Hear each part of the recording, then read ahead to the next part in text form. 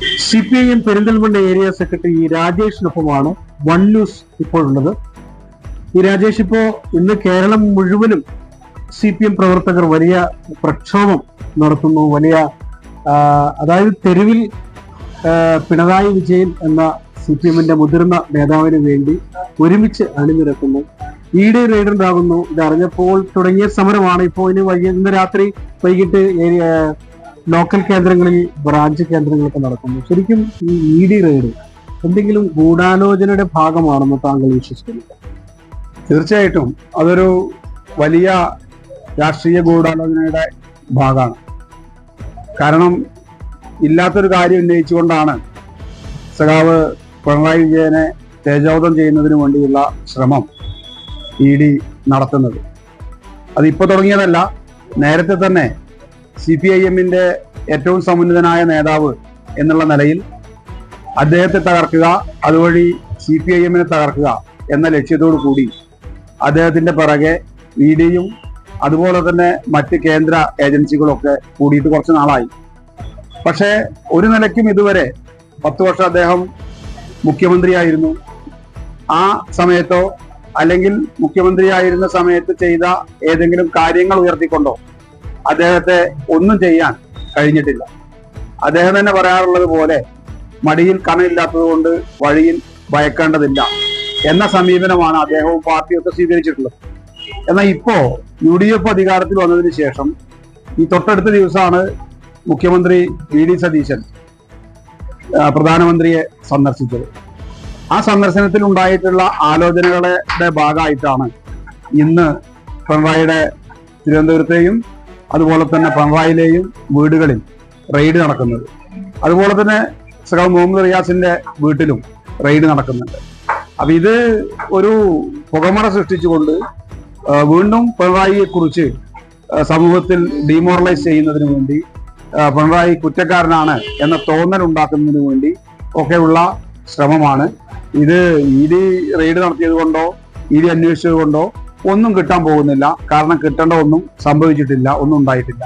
ഇത് രാഷ്ട്രീയമായിട്ടുള്ള നീക്കങ്ങളുടെ ഭാഗമാണ്. അതിനെ ആ നിലയ്ക്ക് തന്നെ നേരിടാൻ പാർട്ടിക്ക് കഴിയും.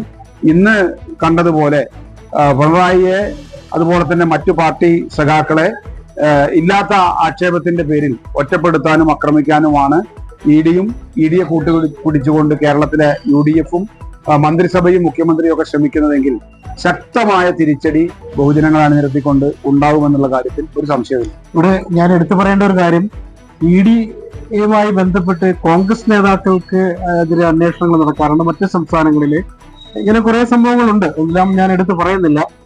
കേജ്രിവാളിന്റെ കാര്യം തന്നെ നേരത്തെ V ശശികുമാർ എടുത്തു പറയുകയുണ്ടായി. എന്ന് പറഞ്ഞതുപോലെ ഇപ്പൊ കോൺഗ്രസിന്റെ പല നേതാക്കളും ED പേടിയിൽ കഴിയുന്നു എന്ന ആരോപണം ഉയരുന്നുണ്ട്. അക്കാര്യത്തിൽ ഇപ്പോ പുതിയതായി അധികാരത്തിലെത്തിയ UDF സർക്കാർ ED-യെ കൂട്ടുപിടിച്ച് ഇങ്ങനെ ഒരു പരിശോധന നടത്തിച്ചു എന്നതിന് നിങ്ങൾക്ക് ഉറപ്പിച്ചു പറയാൻ പറ്റുമോ അങ്ങനെ ഉണ്ടായിട്ടുണ്ടാകാമെന്ന്? ED-യെ കേന്ദ്ര ഗവൺമെന്റ് രാഷ്ട്രീയ വിരോധം വെച്ചുകൊണ്ട് പല ആളുകൾക്ക് നേരെയും ഉപയോഗിച്ചിട്ടുണ്ട് എന്നുള്ള ഒരു വസ്തുതയാണ്. അതിൽ CPIM-ന്റെ വളരെ വ്യക്തമായിട്ടുള്ള നയം ED-യെ രാഷ്ട്രീയമായി ഉപയോഗിക്കുന്നതിനെതിരെയുള്ള പ്രതികരണവും പ്രതിഷേധവും അതാത് സമയങ്ങളിൽ തന്നെ രേഖപ്പെടുത്തിയിട്ടുണ്ട്. ഇവിടെ പ്രശ്നം എന്താണ്? UDF അധികാരത്തിൽ വരുന്നു, ഒരു 10 ദിവസത്തിനകം തന്നെ മുഖ്യമന്ത്രി പ്രധാനമന്ത്രിയെ പോയി കാണുന്നു. പ്രധാനമന്ത്രിയെ കണ്ടതിന്റെ തൊട്ടടുത്ത ദിവസം തന്നെ സഖാവ് പിണറായിയുടെയും റിയാസിന്റെയും ഒക്കെ വീടുകളിൽ റെയ്ഡ് നടക്കുന്നു. ഇവിടെ നേരത്തെ UDF കേരളത്തിലെ നിയമസഭാ തെരഞ്ഞെടുപ്പ് സമയത്ത് ഉന്നയിച്ച ഒരു ആക്ഷേപമുണ്ട്, CPIM-ഉം BJP-യും തമ്മിൽ ഡീലാണ് എന്നുള്ളത്.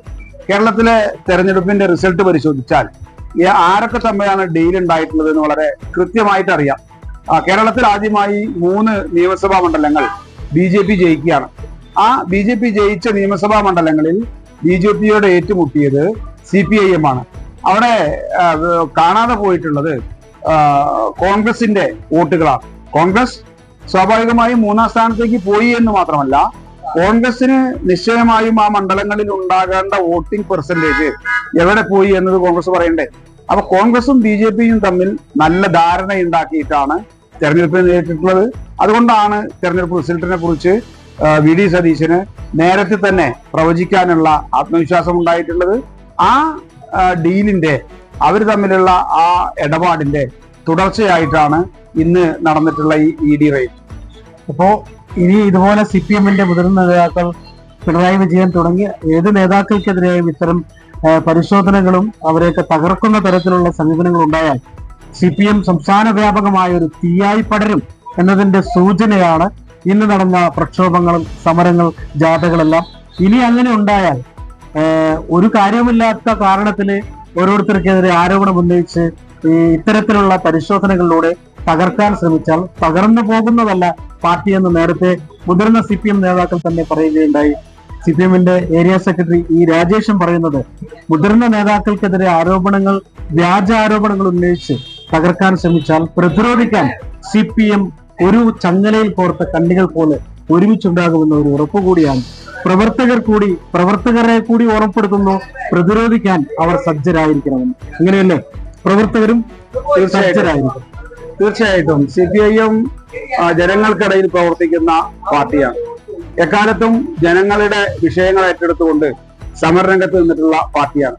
അതുകൊണ്ട് തന്നെ ഞങ്ങൾക്ക് ഒരു ആത്മവിശ്വാസക്കുറവും ജനങ്ങളെ നേരിടുന്ന കാര്യത്തിലോ ജനങ്ങളെ അണിനിരത്തുന്ന കാര്യത്തിലോ ഇല്ല. ഞങ്ങള് ജനങ്ങളുടെ കൂടെ നിൽക്കുന്നവരാണ്. ജനങ്ങളിൽ നിന്നുകൊണ്ട് പ്രവർത്തിച്ചതിന്റെ ഭാഗമായി, ജനകീയ വിഷയങ്ങൾ ഏറ്റെടുത്ത് പ്രവർത്തിച്ചതിന്റെ ഭാഗമായി നേതാക്കളായി വന്നിട്ടുള്ള ആളുകളാണ് ഇന്ന് സംസ്ഥാന തലത്തിലും ദേശീയ തലത്തിലും ഒക്കെ CPIM-നെ നയിച്ചുകൊണ്ടിരിക്കുന്നത്. അപ്പൊ അവര് CPIM-ന്റെ ഈ ശക്തി സ്രോതസ് എന്ന് പറയുന്നത് ഈ ജനങ്ങളാണ്. ആ ജനങ്ങളെ അണിനിരത്താൻ കഴിയുന്ന നേതാക്കളാണ്. അപ്പൊ ആ നേതാക്കളെ തകർത്താൽ CPIM-നെ തകർക്കാം എന്നുള്ളൊരു വ്യാമോഹമാണ് ഇവർക്കുള്ളത്. അതുകൊണ്ട് ഒറ്റതിരിഞ്ഞ് ആക്രമിക്കുന്നു എന്നതാണ് ഇതിലെ രാഷ്ട്രീയം. പക്ഷേ അത്തരം ആക്രമണങ്ങൾക്കൊന്നും കീഴടങ്ങാനോ ഈ ആക്രമണങ്ങളുടെ മുമ്പിൽ അതിനെ കണ്ട് പേടിച്ച് തിരിഞ്ഞു പോകാനോ ഒന്നും ഞങ്ങൾ തയ്യാറല്ല.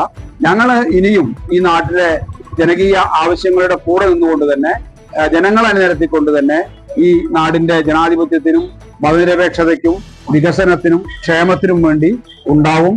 അതിൽ ജനങ്ങൾ തന്നെയാണ് ഞങ്ങളുടെ കരുത്ത്.